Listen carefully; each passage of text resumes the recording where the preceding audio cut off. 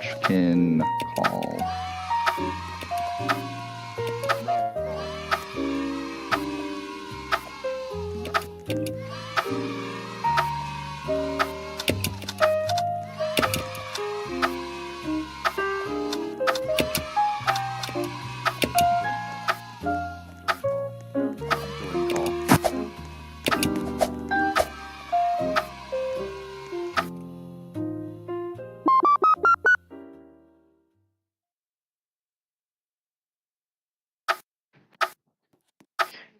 What do you mean, ew?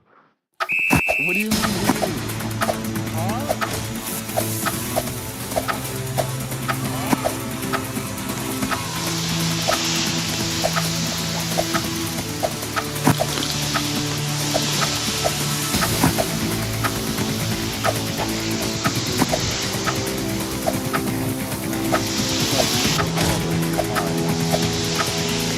This is actually kind of fun now. I learned like all the correct routes, so now I'm like really over good at it.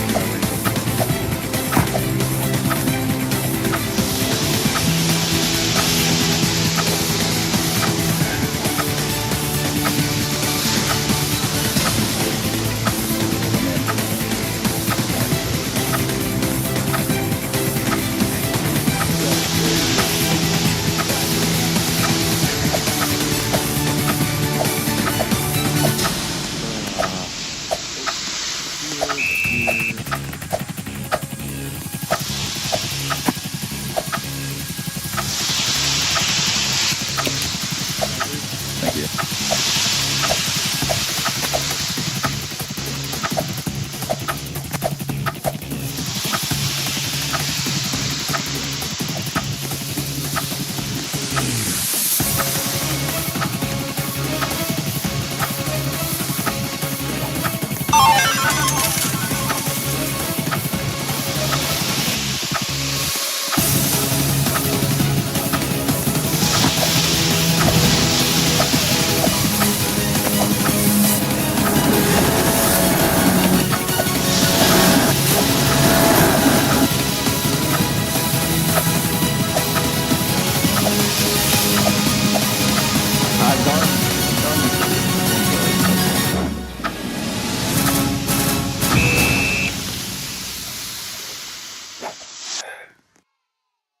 Bling? Oh, JMT. Okay.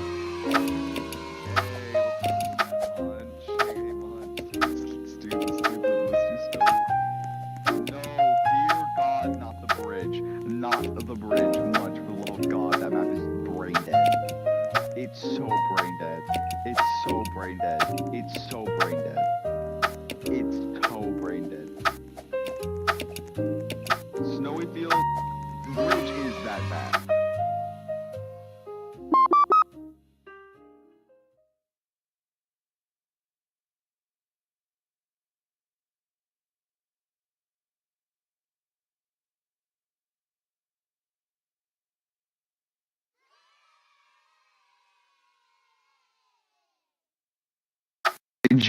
Or like Bridge is genuinely so like yes, I agree with what he said. I was more like control than that match. Genuinely.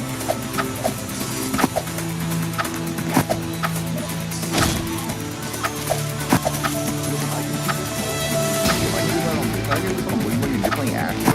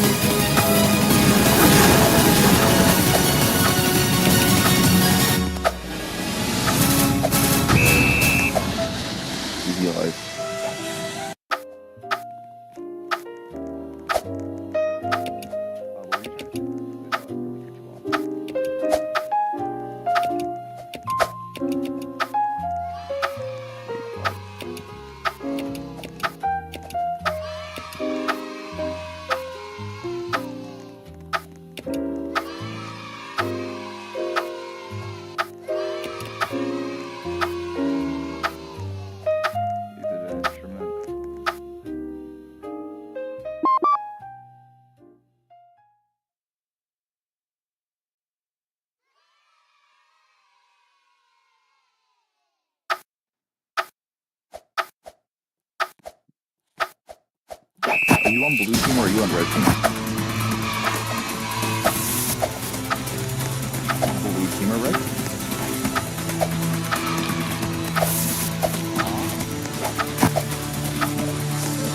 The goalpost area, you know, like the soccer area?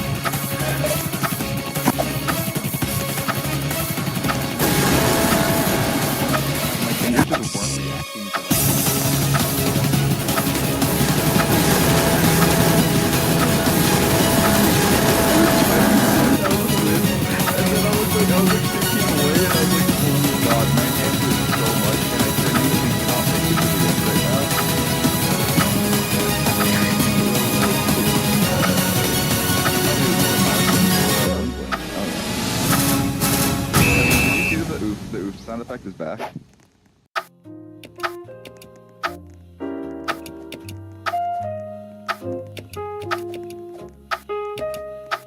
No, like it's actually back in like the game. They brought it back.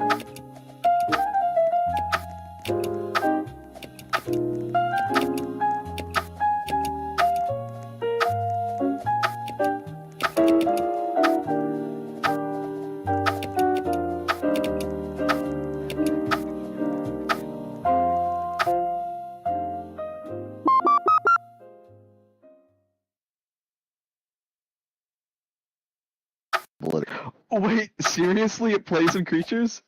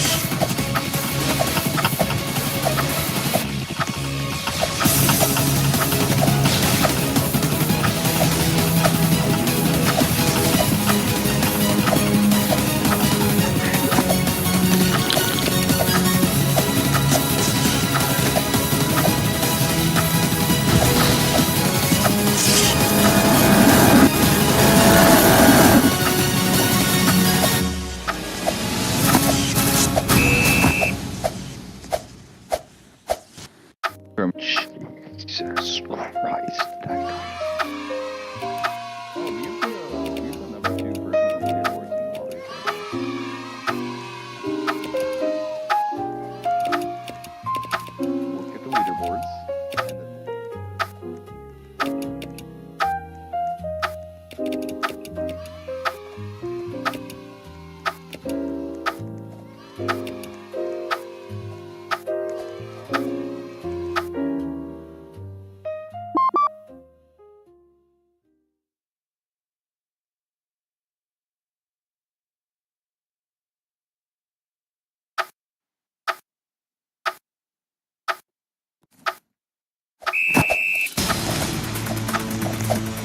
Thank you, builder.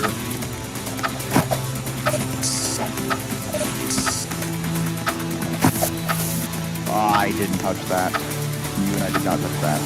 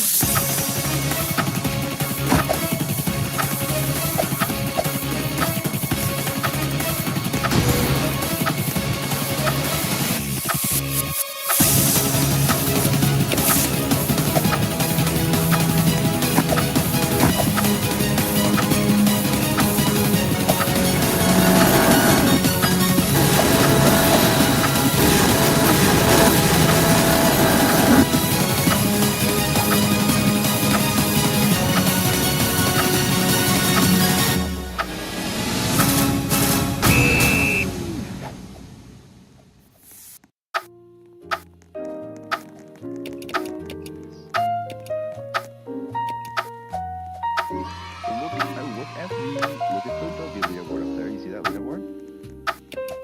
You see the number 2 name. And then do you see the person in the lobby? I genuinely cannot believe that you're like taking this long to get there. Like, I just like that's baffling to me. Yeah, like Jesus.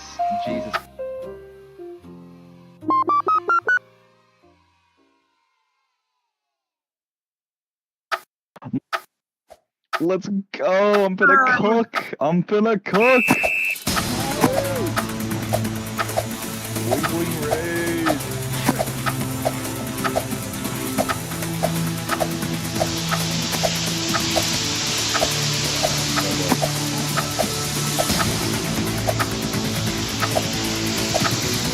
RNG is one of my best maps.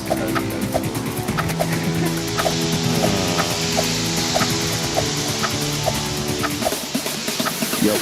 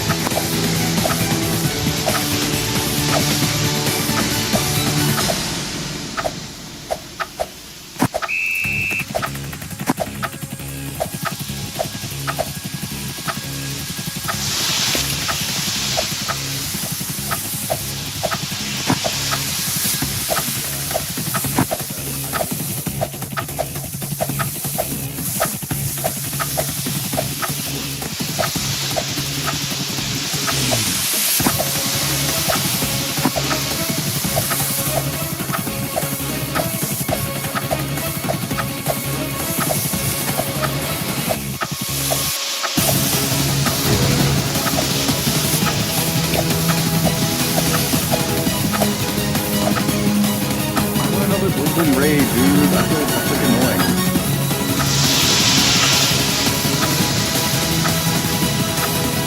Oh, we did every die, really? Wow.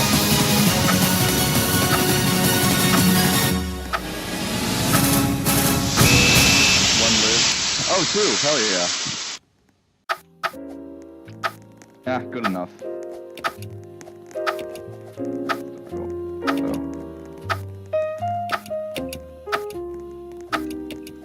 Yes. Yes.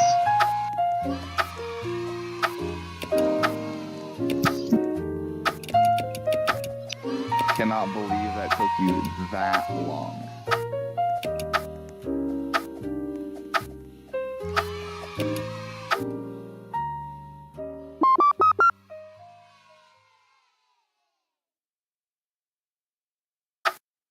Oh, there's that cut at the end.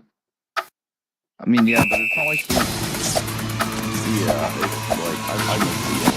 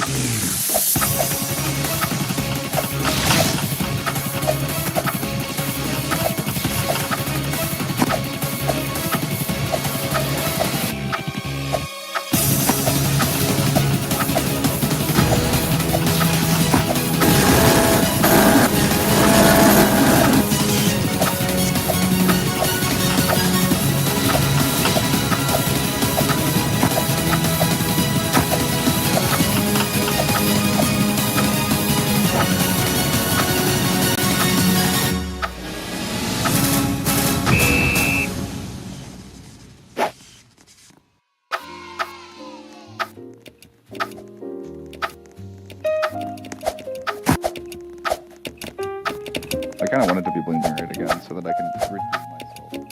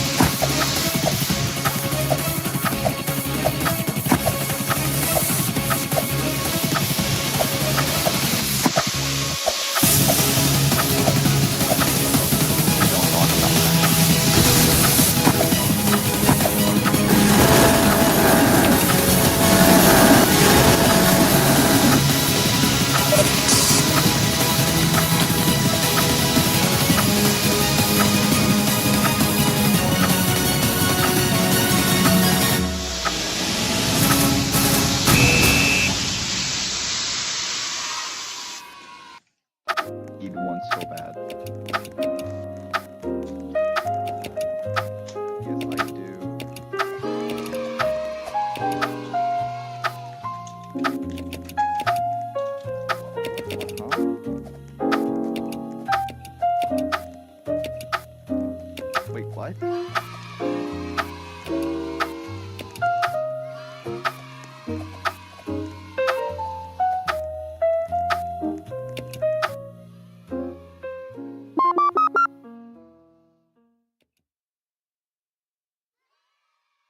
Huh?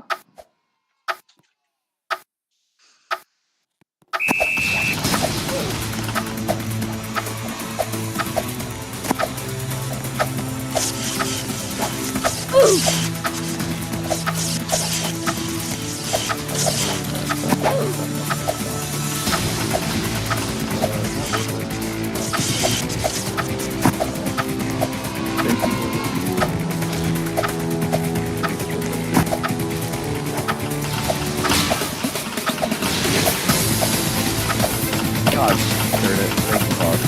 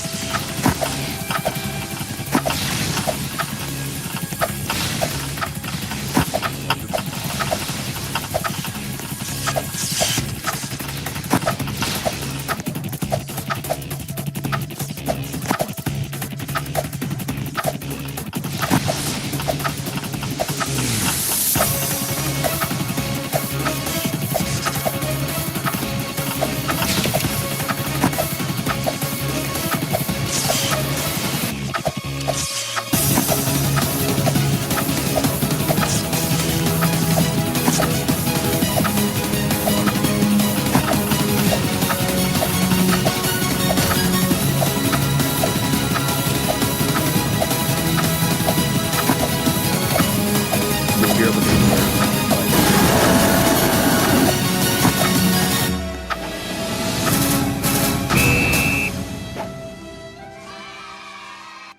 We got a good amount of bling blings, huh?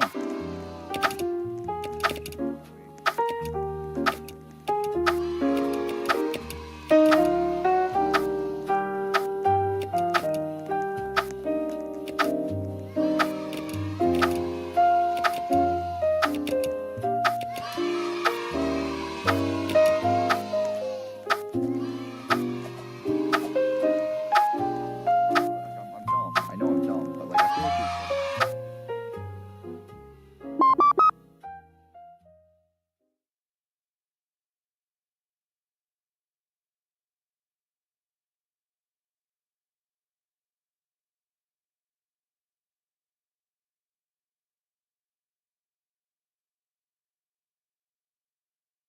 wouldn't it Bill Treesby?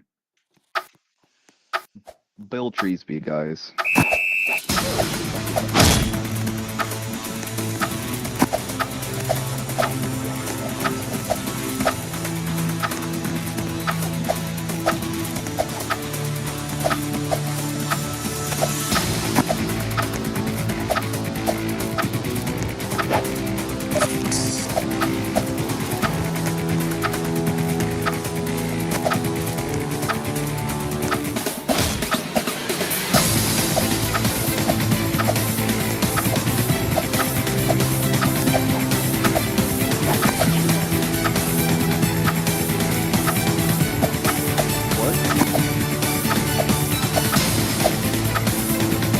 How are you cooked, bro? I'm playing Bling Bling Munch. How are you that far behind? Oh, hi,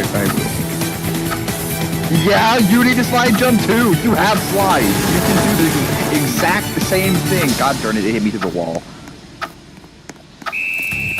You would then start slide jumping, you nerd. Sorry, I'm in VC with a friend. I'm yelling at them.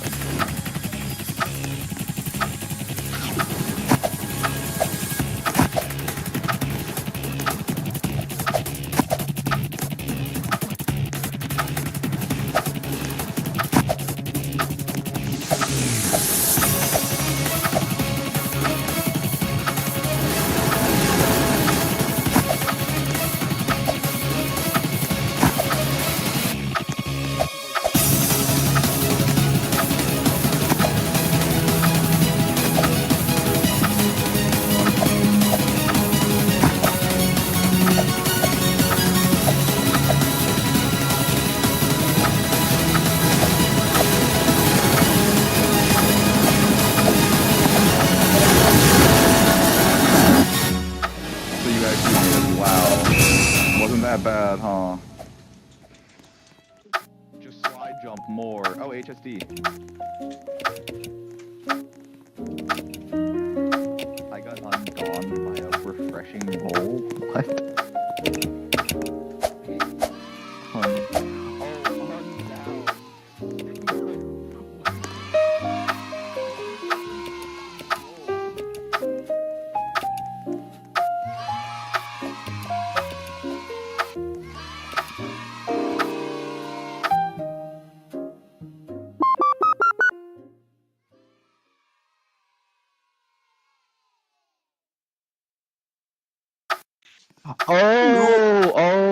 Oh, refreshing roll. I was so good. I didn't know you could undown yourself.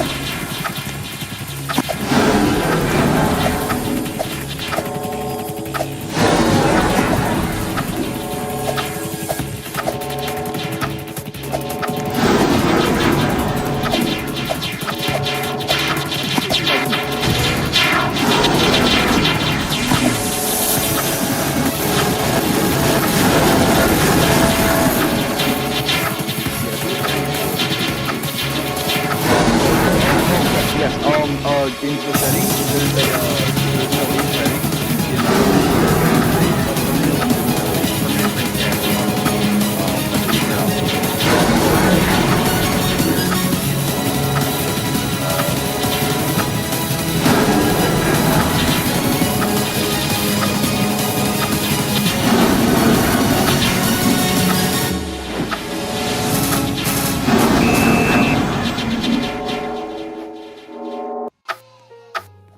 Oh, I did get MVP. Hell yeah. Okay, yeah. Go to your settings and then go to permanent transparency and turn that on. And you're going to hell.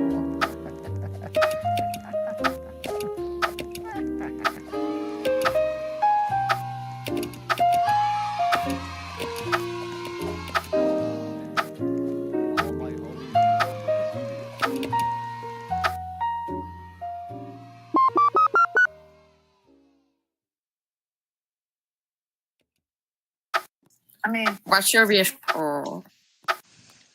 Let's go gambling. No gambling. Yes, gambling. No gambling. No gambling.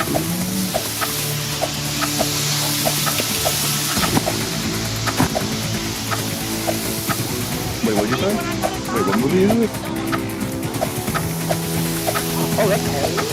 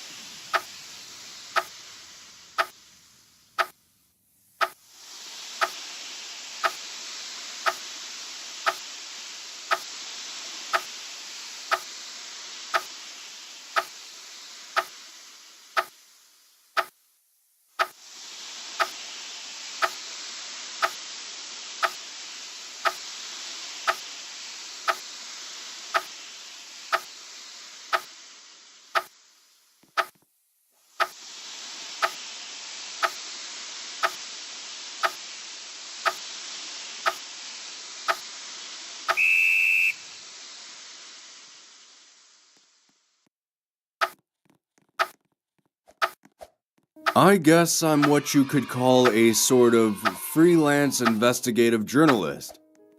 Basically, what my job is, I go around investigating various locations and people for businesses. I research, travel, record my findings, then send them off to whoever's employing me at the time. I don't work for one specific news outlet, so that frees me up to accept multiple jobs from almost everywhere. A lot of the time, certain companies will prefer a freelancer over, say, someone on company time, either due to bias or risk. They often want someone they could wash their hands of if something wrong. Personally, I didn't mind that reason. One, because I'm very good at my job. And two, I get to set my price range. Over the years, I've investigated numerous people and places. From your average unfaithful husband to shady politicians and greedy businessmen. I've traveled across the United States more times than I can count. Some people have paid me to locate lesser-known vacation spots. There aren't many, but there are some that are still pretty secret to me. Travel medias have sent me to various cities and states to give them a fresh take on civilization. The food, the people, the hotels, the sights, you name it. Most companies find me by word of mouth and contact me through various means. Email, phone, letter, fax. Once contacted, I review the job and then send them my terms, and they either buy or they don't. A few weeks ago, I was sent a simple package in the mail. It's not unusual for a company to contact me this way, so I grabbed a rather thick envelope and brought it inside. As I sat there watching the news and sipping my morning coffee, I gingerly opened the package and peered inside. Money. A lot of money. I was shocked by the amount, as I had never heard this much before, and certainly not up front. A letter was placed inside and I quickly fished it out. I read the letter a few times to make sure I was fully understanding the gist of it was, this company wanted me to investigate a town. It gave me a detailed list of directions to get there. What was odd was when I searched it on the internet, nothing came up. It was as if the town didn't exist. The letter went on to explain that something had happened in the town, and I was tasked with finding out what. It mentioned that regardless of my findings, that another payment of the exact same amount will be granted to me upon completion. I took some time to look up the company that sent the letter, and big surprise, they were just as non-existent as the town. This was either some sort of scam or something worse. On one hand, I knew nothing about this place or these people, so it made me very nervous. But on the other, it was a lot of money. The letter did say regardless of my findings, so I thought that I could just cheese the rules a bit.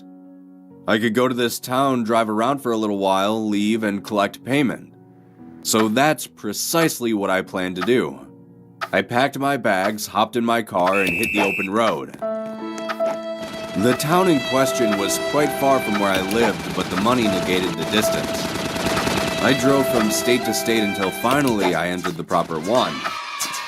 As I drew nearer and nearer to my destination, I couldn't help but feel trepidation swell within me. I scanned the letter the closer I got just to make sure I hadn't missed any turnoffs. After about 3 more hours of driving, I found the road that would lead me to this town.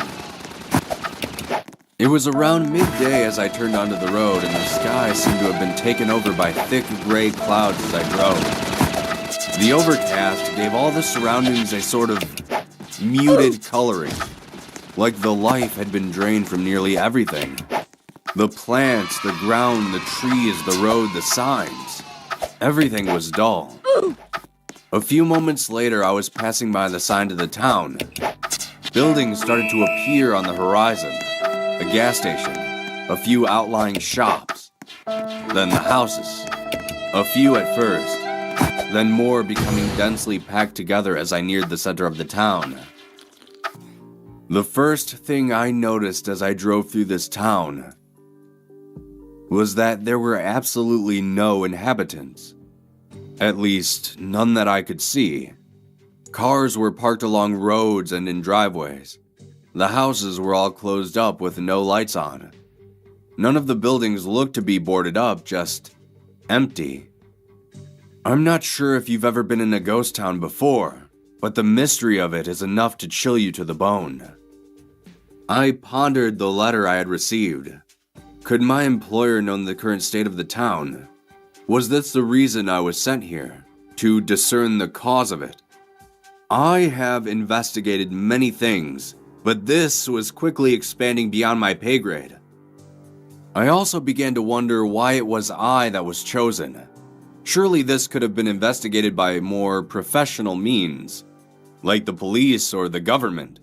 It didn't really make sense to outsource a job like this.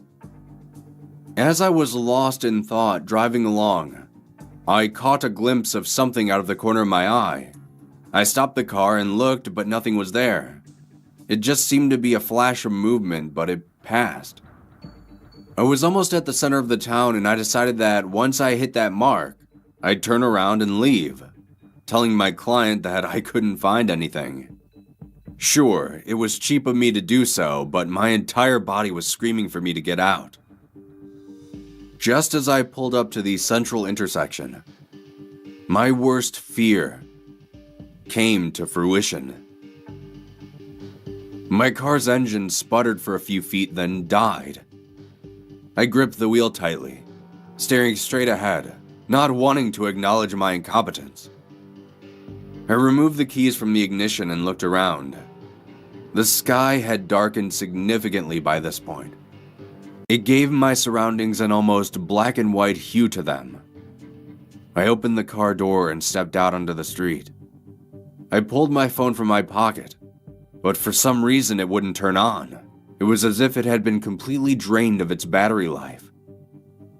I took a few steps and leaned against my car, wondering if I should begin walking back the way I came. Just then, I felt a chill drape around my shoulders.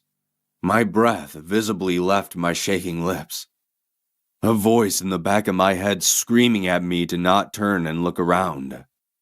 I just shifted my eyes downward and glared at the ground, shivering and sweating both at the same time. In my peripheral vision, I could see legs. There were people all around me, but they weren't touching the ground. They were all hovering, suspended a few inches off the asphalt, the tips of their shoes gently grazing the ground below. My head snapped up and I saw them. The town. All of the people that had vanished were now before me. They all hovered with their heads lulled to the ground. All of them seemed to be facing various directions and they all weren't moving. Just floating there. Stationary. I could feel the strain on my lids as my eyes would not shut. I was too frightened by the sight before me. They were all wearing normal clothing. Nothing on their person appeared to have been altered. That is, aside from their faces. I had the only pair of eyes in town. Darkened holes of torn flesh rested right above the nose on all of them. Some had blood dripping down their cheeks, others didn't. I wasn't sure why. Through this sea of horror, I saw something shifting in the distance. My eyes began to focus on it, and between the people, I saw it. It was standing near one of the townsfolk. It was holding them close to it, with two spindly hands. It was nearly as tall as the people floating around it. It had its back turned to me and was doing something to the person in front of it. The eerie silence was filled with the wet crunches of fractured bone and the gnawing of flesh. I felt my shaking hands lose grip of my car keys and they fell towards the asphalt. The ringing of the metal seemed to echo for miles. This snapped me out of my fixation, and I bent down to pick them up. As I stood back up, all of the townspeople were now facing towards me. Standing between them was that thing. It was cloaked in shadow, and its face was grotesque, skin so tight it might as well have just been bone. It had piercing yellow eyes that cut through the muted colors around us. It was chomping down on something with sharp, blackened teeth. I knew right away what it was eating, as the person who it was previously interacting with was looking at me with only one eye. It twitched its head from left to right, like an insect, before coming towards me. It moved as if it had 100 legs, but I couldn't see any. It was just gliding in jagged directions. I pulled open my car door, got inside, and locked everything. I put my keys back into the ignition and turned them. No sound. I tried once more. Nothing. I tried a third time, and I heard a tapping on my glass. I turned and was face to face with it. A long, barbed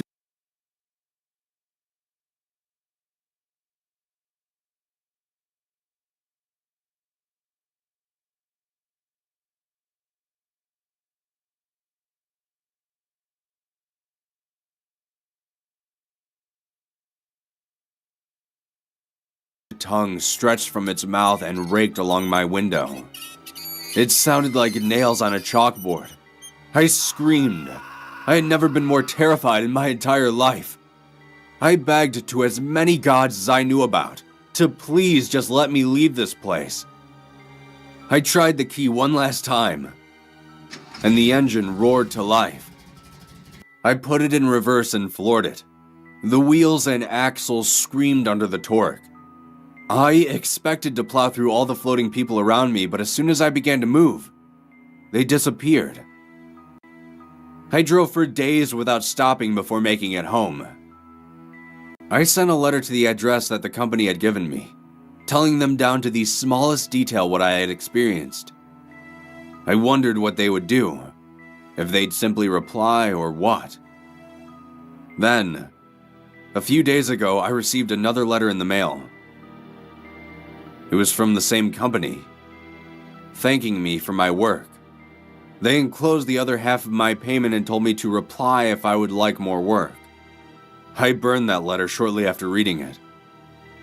I'm sure some of you have noticed that I've left out some details of this story, such as the town's name and the state I found it in. That's because I never want anyone to seek that place out. However, if you do happen to stumble across a town where all the inhabitants have seemingly gone missing, turn around and drive away before you become one of them. As for me, well, I have enough money that I can take a break from my job for a while. Hopefully long enough to stop seeing those awful yellow eyes in my dreams. Leg and head.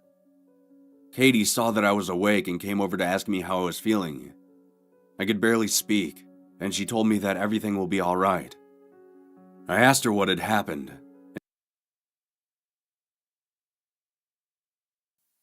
I used to work as an overnight stocker for Walmart. For those of you who are unaware of what a Walmart is, it's pretty much an oversized convenience store, selling anything from clothing to food to electronics. If you are in need of something, chances are Walmart has it. As many of you are aware of what a stalker is, I suppose I should still explain what it is I did. Basically, whenever you walk into a store and you find yourself mindlessly glancing over all the various items on the shelves, somebody had to put them there. And that somebody was me. It's pretty much cut and dry as far as tasks go. Either you're taking inventory or unloading products from the back. However, for the most part, it's the movement of items from the back housing area to the shelves. For a lot of the youths in the US, working at Walmart is generally a first job location for those who don't wish to dive into the chaos that is fast food service. As for myself, I ended up with the job after recently getting laid off. The job market was rough at the time, and me needing an immediate source of income, I found few other options. The job itself was fairly simple, and the supervisors were quite lenient on some of the regulations. For example, during my shift, I would be allowed to listen to music on my iPod while I worked. I'd be allowed some moderate breaks. to be honest, as long as my section got finished and I wasn't late or belligerent, I was pretty much left alone to do my job. I spent the first few weeks acclimating to my new schedule and surroundings. A lot of time was spent learning the ropes, so to speak. Meeting other coworkers, learning what is expected of me, the ins and outs of taking inventory, as well as proper stocking etiquette. Yes, I said stocking etiquette. Such as don't block the aisles, refrain from leaving boxes strewn about. If a customer is attempting to get an item you are blocking, to move your cart out of the way completely. Apart from learning the job, I found the toughest transition to be the hours. Working the night shift can be somewhat daunting. Having to wake up when the sun is setting and coming home when the sun is rising takes some getting used to. Now, it's no secret that certain individuals frequently shop at Walmart. Even though customers come in all shapes and sizes, you do get some strange customers from time to time. From people dressed up in outrageous costumes to customers not dressed up in, well, anything. Hell, in my first week, a rather large gentleman walked up to me wearing nothing but those old school gym shorts.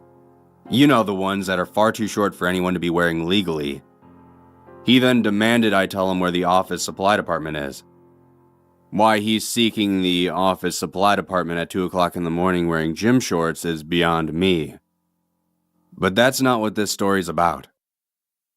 One night, after settling into my routine, I decided to take a much-needed break. Normally, there is a specific area for employees to take breaks, but me being a smoker, I usually took my breaks out back where the shipment trucks and dumpsters are. It's not the greatest of places, but it's quiet and beggars can't be choosers, am I right?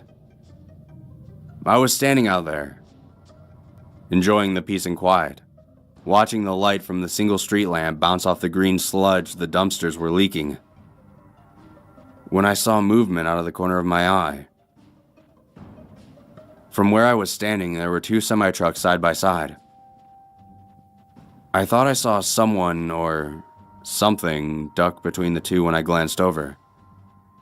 Now, I know this goes against every horror movie ever made in the history of anything, but I called out to it. Hello? And just like in the movies, nothing responded. My mind first thought about a homeless junkie who was sleeping out back, but didn't want to have the police called on him for loitering. Then my imagination began to shift to a knife-wielding psychopath waiting for me to walk around that corner and slit my throat. Once that thought popped into my head, I quickly noped the hell out and went back inside. I went back to work and put the whole experience out of my mind. I put it out so far that I found myself going back outside again for my second break. It was around 4 a.m. and I was heading into the home stretch of my shift. As my hand rested upon the door is when that earlier experience came rushing back to me. After negotiating with myself that my need of nicotine was greater than my need to live, I pushed the door open and stepped outside. After walking outside, I instantly noticed something was wrong. The lone street lamp from before was off. Now, I had taken my breaks later in my shifts before when the sun was beginning to rise and the light outside would be turned off. But it was still pitch black outside. What I should have done was turn right back around and go back inside.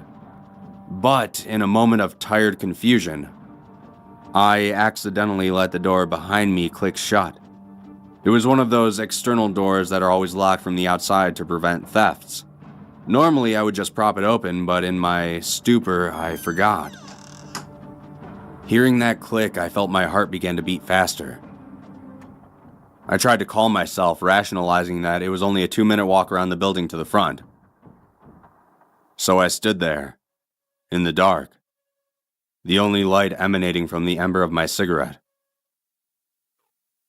Then I heard something that made the blood drain from my face. Footsteps, coming from the direction of the trucks. Slowly, I turned to look over in that direction. This time, I didn't say anything. I just stared. I found my eyes trying desperately to adjust to the darkness. After a moment, I could just make out the outline of the nearby truck.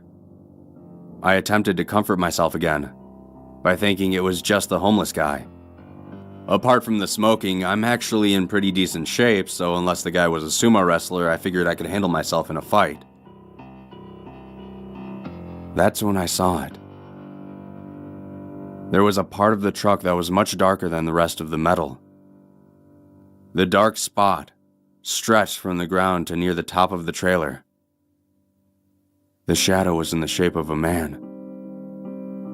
There was a person standing next to the truck, and they were facing me. My fight or flight instinct took over, and I found myself doing something I never thought I would do in that situation. I shouted at whoever it was. "You got a problem, pal?" I said, trying to sound tough. I'm not sure what unnerved me more, the fact that it didn't respond or the fact that it remained motionless. For a brief moment, I thought the shadow that I was talking to was just some dark paint on the side of the truck. Then it moved. I watched it take a slow step towards me, and in that instant I almost screamed. The sudden movement made me jump back and thud against the door. I felt my throat constrict and my mind went blank. People always describe scary encounters as being frozen with fear. It wasn't that I couldn't move. It was just I couldn't remember how. I know it may sound strange, but I genuinely couldn't remember the most basic of functions, such as blinking. Watching this giant person grow closer to me made me feel like I was shrinking. I felt my eyes begin to water in response to not blinking.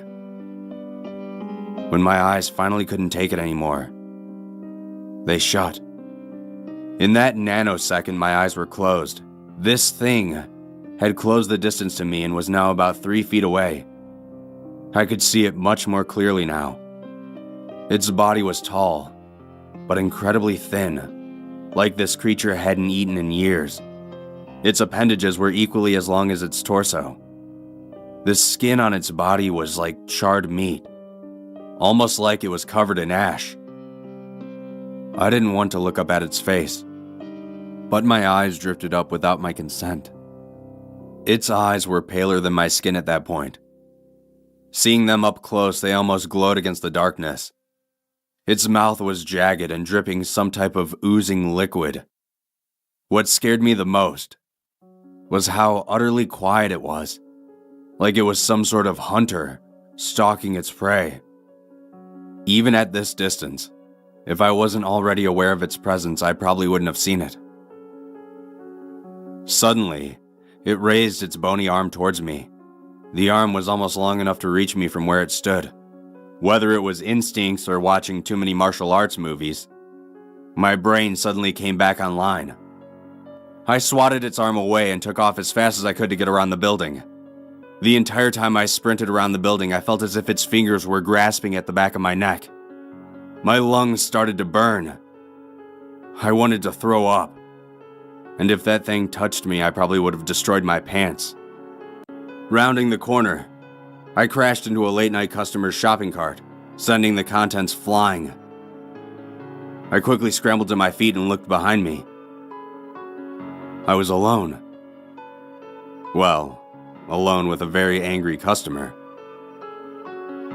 My supervisor was, for lack of a better word, pissed. He scolded me, replaced the products for the customer, and demanded an explanation. At the risk of blaming my situation on a monster, I told him I was simply locked out and ran around to the front. That I wasn't paying attention and ran into the customer accidentally. For the most part, I was technically telling the truth. I didn't stick around at that job for much longer. I ended up finding a decent desk job uploading sales data for a local company. It's a strict job and very boring, but the pay is great and I don't have to work at night. I'm not sure if it was just my bad luck that the creature came after me, or if it simply likes to hang outside of stores when it's completely dark outside. But I'll never go to a Walmart at 4 a.m. ever again. And I would advise you all to do the same.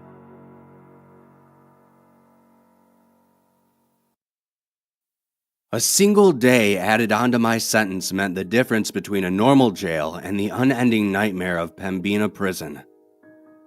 I was supposed to get 364 days. That was the deal. But the judge didn't like my attitude, whatever the hell that meant. So he made it 365. Boom. 1 year was the minimum for prison. My lawyer made a stink and a half, but it didn't do any good. It's not his fault. In fact, he's the one who's going to release this statement to the press, or leak it online if the Guardian Corrections Group tries to get an injunction on us. People have to know what happened at Pembina Prison. I'm going to put it right out there and tell you that it was haunted. You think I'm joking, nuts, or lying, but you have no idea. Haunted prisons aren't anything like you imagine. Those places that advertise themselves and give people tours are sick jokes compared to the real thing. It got so bad that you can actually look up GCG's official filings for Chapter 11. That shit put them out of business on their very first prison. And right there on the briefs, using an early statute of North Dakota law from 1857 to file an insurance claim, it says, "Site of Pembina Prison confirmed by Governor's Office and 2 notary publics witnessing in person, to be afflicted by the supernatural such that continued business is impossible." It wasn't the first time the prison was closed for that reason either. But leeches kept buying it, and reopening it hoping to make a quick buck off the common man. And I was shoved into that hellhole without knowing the history even a single bit. Don't get me wrong, the building itself wasn't so bad, especially for something straight out of 1853. It was a large stone cube that was squat, heavy, and cramped. We could see a lot of the cells around us. There was only one main hallway per floor, and we were close enough to pass things between the bars and have some real human interaction. It could have been worse. There were 5 floors and capacity for 500 prisoners. When I first got there, I had a bunch of cellmates, and I heard there were 2,000 guys locked up, and I believed it. But that soon changed. I didn't talk to anyone for the first 3 weeks. I had never been to real prison before, and I was messed up over it. I didn't want to accept that I would be in that place and stuck with 3 other guys in my cell for an entire year. The whole prison seemed full of feral men. The bottom floor would start screaming and hollering and panicking in the middle of the night all at once. We were on the top floor, but we could hear their screams echoing through that open old layout like they were right next to us. I just thought the prisoners on the bottom floor were all nuts, until the guards weren't there to wake us up the first day of my 4th week. When I woke up in my corner without some guard banging on the bars of our cells, I finally had to talk. I asked one of my cellmates, Dante, what was going on. And I'll never forget the fear in his voice as he said something that should have made us all incredibly happy. "The guards are all gone, man." The prisoners were talking quietly between the cells, and loudly between the floors through various whispers and shouts. But the most we could figure out was that something on the first floor had made them all quiet in protest. Sure, must have been the crazies screaming like that during the night, right? Except none of us could get any word from the bottom floor. It was dead silent down there. The guys on the second called out for hours. Someone was down there, they said, because they could hear shuffling footsteps walking around at random every so often. But whoever it was never said a single word. That was the first time Dante mentioned the crazy stories from the first floor. He muttered that he hoped none of that was true. But when I asked him about it, he just shook his head. "Nothing, man. None of it ever made any sense." We were a little worried as the day wore on and nobody came to let us out for breakfast. And then nobody came to let us out for lunch. The time we usually got to spend outside in the yard came and went, and people began getting restless.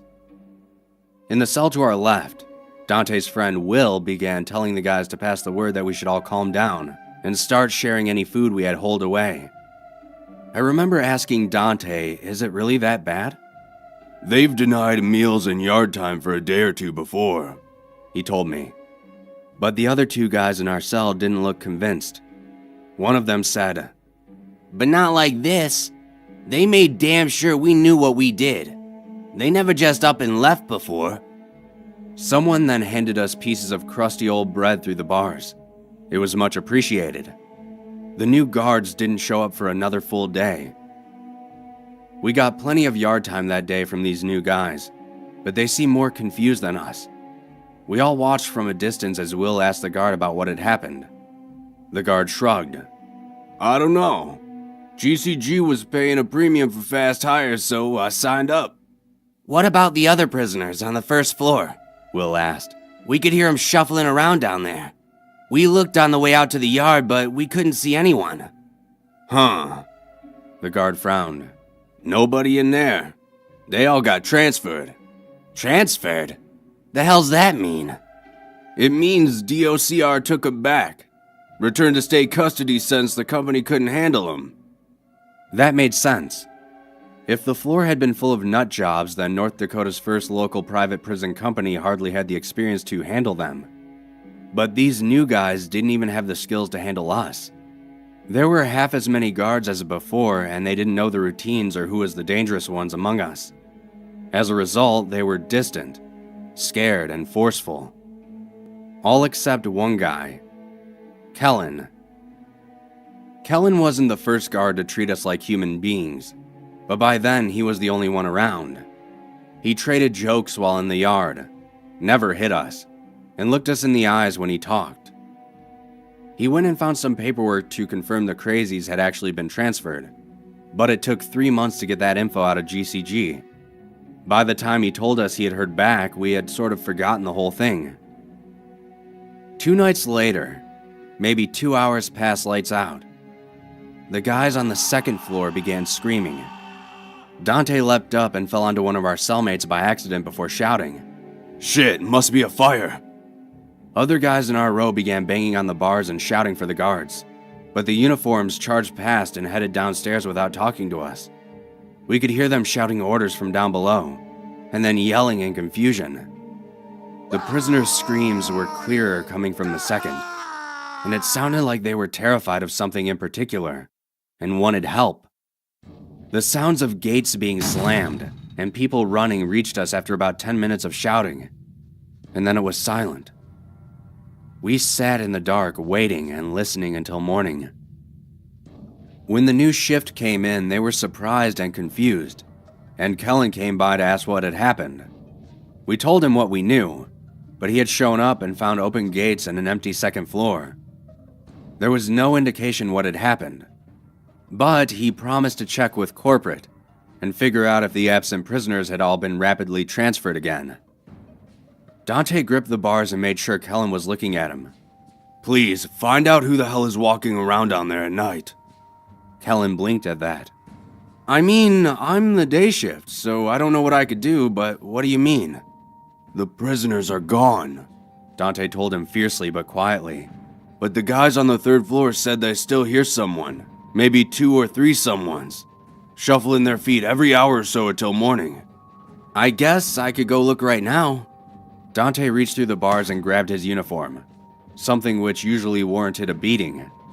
"Listen, do not go down there by yourself. Stay in the stairwell unless someone's there with you." Kellen nodded fearfully. It looked like he finally understood how spooked we were. He waved another guard off and Dante let go. But nothing more came of it for a whole season. The night shift had quit, and more guards got hired at an even higher pay. Kellen and another uniform scoped out the first 2 floors, but found nothing. Dante thought it was because they were looking during the day, but he wasn't about to ask our only friend to risk himself. It was maybe 3 months later. Yeah, I was halfway through my sentence, and I had taken up drawing so I had a pen and paper, when we woke up in the middle of the night to everyone on the third floor screaming in absolute panic. This time, we were less scared during the event itself. Will offered a guard racing past $500 from his commissary account if the man would come back and tell him what was going on. Dante listened intently, trying to hear individual screams coming from the third floor over everyone else's shouting and confusion. I wrote down any words he thought he heard. What I wrote down: Jesus Christ, killing him, God, let us out, coming this way. We weren't as scared when it was happening because we had lived through it twice before, but this time, the long-term fear was much deeper. Now, we knew for sure that it was going to happen again, and any prisoners that had the means began lawyering up and doing everything they could to transfer to other prisons, even if it meant worse conditions.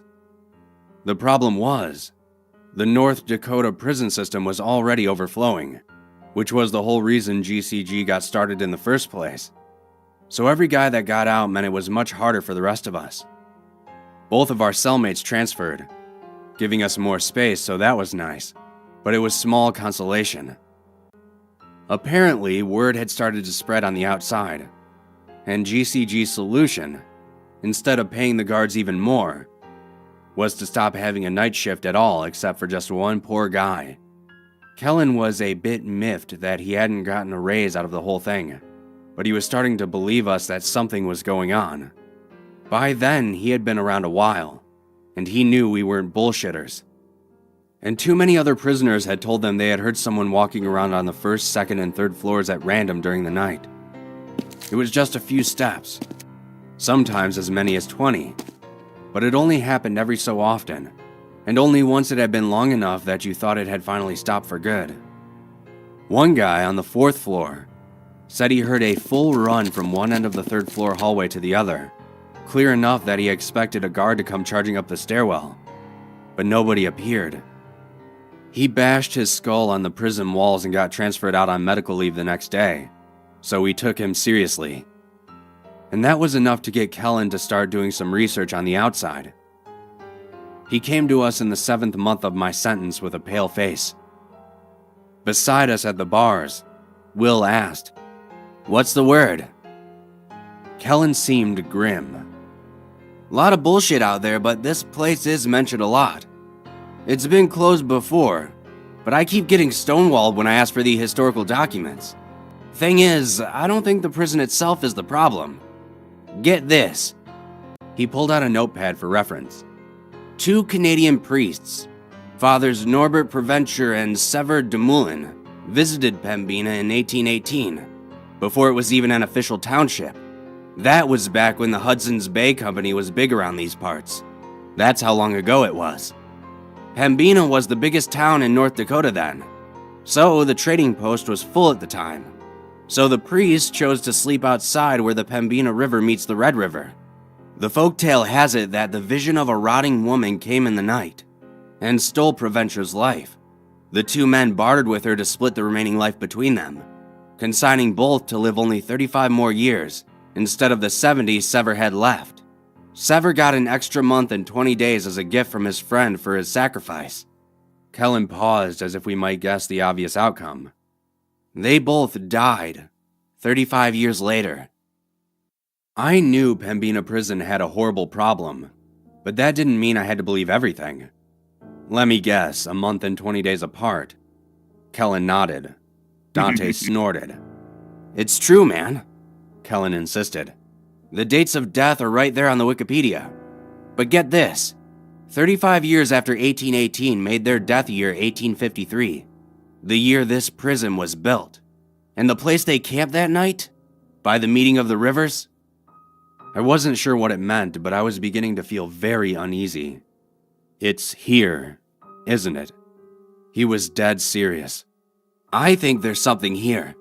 Something ancient. I asked a guy I know, he's got Chippewa relatives over at Turtle Mountain. They know the history of Red River better than anyone else.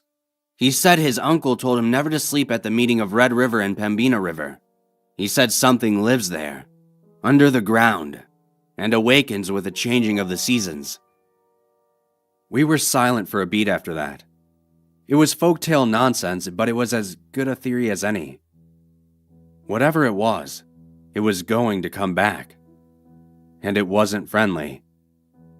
Will talked to Kellen for another few minutes, but Dante was silent. After he was gone, I asked him what was wrong. He sat on one of the now unused bunks and told me, "I got another 5 years in here, and I ain't got no money for a lawyer. Your sentence will be up before it reaches us, and I'll be here alone." Will it? There was no way to be sure. It'll be back in 2 months for the 4th floor, and then 3 months after that for us. I could get out a week before or a day too late. It doesn't seem to be exact. He simply stared at the floor. What I mean is, I do hope you get out before it comes. Oh, I replied.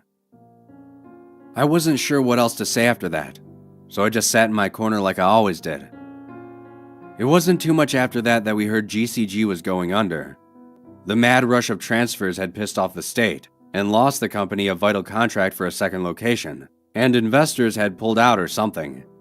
The number of guards was cut, then slashed, and Kellen took a pay hit to stay on as the only guard on the day shift. There's only 2 prisoners left on the 4th floor, he told the 20 of us remaining as the general week we expected it to happen approached. I feel like I should stay late just to see what the hell is going on down there, but the former guards I asked about it are all terrified as hell and refuse to talk. Some even got violent just because I asked. It's cool, Will told him. You got a kid at home. Don't be here for it. The 20 of us left on the 5th floor sat in our cells once night fell, praying and listening. On Monday night, nothing happened. The 2 guys down below occasionally shouted up to us that everything was clear. On Tuesday night, nothing happened. The strain was growing though, and we could sometimes hear them breathing rapidly down there. I could only imagine the adrenaline rushing through them every minute until dawn. On Wednesday night, nothing happened. Yet, something had changed in the air. The prison was much quieter now that 2,000 men had become 22, and I thought I could feel a subtle sort of heartbeat in the air, pounding against reality like it was a thin sheet of paper. It's just your imagination, Dante whispered. None of us were willing to speak any louder than that. On Thursday night, the heartbeat became a feeling of footsteps, approaching from a great distance. Guys? Will shouted from his cell. You good down there? Still here, one responded from down below. But I can feel it. It's at the door. It's knocking. The hell's that supposed to mean? But the voice from below did not respond. Friday night. That was the night it would happen. All day, the 2 guys on the 4th floor pulled and clanged at their bars, begging to be let out. Kellen was torn. After 2 hours of listening to that pleading, he came up with an idea and transferred both of them up to our floor. If nobody's on 4, then we'll all be safe, right? Out loud, we agreed, but we were kidding ourselves. When the night guard showed up, he freaked and took the 2 men back down. He said out loud what we were all thinking. If nobody's on 4, then it'll just come right to 5 and get us all. What the hell was Kellen thinking? We had to listen to hours of sobbing that evening. It was the hardest trial of my life. I wanted to call out to the night guard. I wanted to ask him to get those men out of there. But if I did, I knew whatever was coming would find all of us instead. The moment it happened was like a cold hand on my shoulder. What's going on down there? Dante shouted. The man who is not sobbing called back. It's changing, Will demanded. What's happening? Tell us. It's red. Red? It's red. What's red? Will yelled insistently. God damn it, what's red? We stared down the hallway at the night guard, who stood listening in fear. The screaming began a few seconds later. This time, only 1 floor above, we could clearly hear every word. The sobbing prisoner shrieked. There! It's there! The man who had been communicating with us incoherently began raging with fear against his bars. Then, strangely, he stopped. The 20 of us clung to our bars, unable to help, unable to flee. Many of us cried, but we were otherwise silent, for to yell would be to drown out the last words of the men below. But they were eerily quiet for nearly 2 hours. We waited in strange silence as random footsteps traversed the 4th floor every so often. What was happening? For the first time, the victims of whatever was going on down below had chosen to be quiet instead of yelling for help. Why would that make things different? At long last, the sobbing man broke the silence. Oh my God, it's coming your way! Shut up! It'll see you! Distracted! Hit the bars! The sound of clanging echoed up the stairwell. The sobbing man said with terror, "It knows! It knows! Jesus Christ, do something!" We were no longer silent. We echoed that sentiment, loudly and repeatedly to the guard. Do something! He just stood there, literally quaking in his boots. Will shouted at him, "Snap out of it! The other guards and prisoners got away. You can too! Whatever it is, it won't follow you if you let them out and leave." Then I chimed in, "They're gonna die down there." Dante threw his shoe and the impact finally snapped the man out of his terror. The guard ran to the stairwell and descended. The first thing we heard him say was a taken aback, "Mary, Mother of Christ." The sobbing man spoke again, "Over here! For God's sake, please let us out!" The other prisoner wasn't talking for some reason. We could hear his gasping terror, but that too went quiet. Then we heard a buzzer, and all the gates on 4 slammed loudly open. The sounds of panting, running, and someone dragging something followed. The prison went silent. And just like that, we were alone again.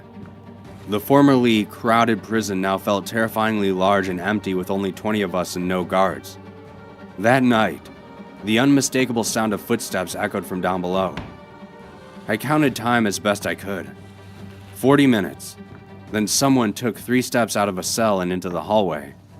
An hour and 6 minutes. Someone ran 10 steps along the hallway and stopped abruptly. 28 minutes. The footsteps approached the stairwell, but then turned into a cell and went silent. The thing was, whoever it was sounded barefoot, and the starting and stopping locations did not match. Where they ended was often nowhere near where they began. By the time dawn came, we were scared into motionless, terrified silence, and it took Kellen's arrival for us to begin stirring again. With GCG in bankruptcy court, we no longer had a night guard at all. If it came for us, there would be nobody to let us out of our cells like everyone else. We hardly talked, hardly ate. Each passing day was a grain of sand falling through an hourglass marking our executions. Our fellows began confessing to crimes they hadn't even committed just to get transferred to Supermax out of state. The only option left. Well, that and the other option. One by one, Kellen escorted or dragged guys out of our floor. 20 became 15. Then 10. Then it was just me and Dante, with Will still in the cell to our left. The 3 of us and Kellen. 4 men awaiting doom. We sat playing card games in the weeks leading up to it. It would be 1 full year for me in that place, but I could swear I had spent a lifetime in that cell. I couldn't think, couldn't remember life before, couldn't imagine surviving after. Every day I prayed for a transfer to come in, but North Dakota had gotten sick of our shit, and the judges had stopped hearing cases from Pembina Prison. They didn't know there were only 3 of us left. Nobody knew. We contacted the media. We phoned the governor's office. We made a ruckus. That was probably worse than nobody knowing. Because it turned out, nobody cared. Also, there was nobody higher up at GCG following the situation, and Kellen couldn't get anybody on the phone. Payroll, meaning just his paycheck, was being handled by a third-party disbursement company that couldn't answer any questions about ongoing proceedings. The week approached. On Monday night, nothing happened. We were like statues in our cells, alone, waiting for a sign of the executioner's approach. When dawn came, we sighed and began moving again. Dante asked, "You get out Friday?" I nodded. If things went like the day before, I would be released the day of. As long as I left before sundown, I would be all right. On Tuesday night, nothing happened. 2 for 2. Just one more. Just one more day. I sat through that darkness until... No! The feeling of the prison had changed around us. A subtle heartbeat began to pulse against our faces and ears and eyes. It had come a day earlier in the week than last time. That morning, Will patted my arm as we both leaned out of the bars. "Sorry, man." Dante just shook his head angrily. I wasn't going to get out in time. On Wednesday night, the heartbeat became the sound of footsteps approaching from some unfathomable distance. I think I stood at the bars of our cell that entire day, fingers wrapped around metal with force to match the tension in the air and in our minds. This couldn't happen. This wouldn't happen. My lawyer would walk in and tell me that he had gotten the judge's unfair addition of an extra day removed. One day. One goddamn day. Even if I had spent the whole year in this prison, for God, I'd like to but let me out. Let me the hell out, for God's sake. But nobody cared, and nobody would listen. I'd like to tell you that Kellen stayed late that night. I'd like to tell you that when the entire floor began to glow red, the hallway, the cells, the stone itself, as whatever ungodly abomination in the earth, began to wake upon the changing of the season. As distant footsteps became a traveler at the door of our minds, I'd like to tell you that Kellen was there and hit the button and opened the gates to let us all out. I'd like to tell you that I didn't see anything, and that I'm not permanently a broken man. I didn't claw at the walls of my cell as it slowly approached, moving a few steps every 20 to 70 minutes. I'd like to tell you that all three of us were able to run away and escape that horror upon reality, with its rotting hands and blind eyes radiating crimson light as it searched for us at random. But I can't give you a satisfying end to this story. The disbursement company fired Kellen and changed the locks on the property. According to their paperwork, all the prisoners had been moved, and they thought he had been getting paid for guarding an empty prison. They left us in there for 11 days before the error was found, which meant 11 nights with that thing. For 11 days we starved. For 11 nights we sat absolutely still, not daring to move or breathe or even look left or right. It knew where we were generally. It stood right outside of our cells for hours, and sometimes walked right through the bars and grasped at the beds around us, daring us to make even the slightest motion. When you've spent 6 hours staring into the blind crimson eyes of a rotting demon, unable to blink your eyes for fear that it will hear the air your lashes move, when you've seen what it's seen, the worlds it has walked reflected in hellish red, will you understand? But no one cares. I'd like to tell you that I wasn't traumatized by the hell I went through being left to rot, and left to die as nothing more than a number on some corporation's books. But no one cares.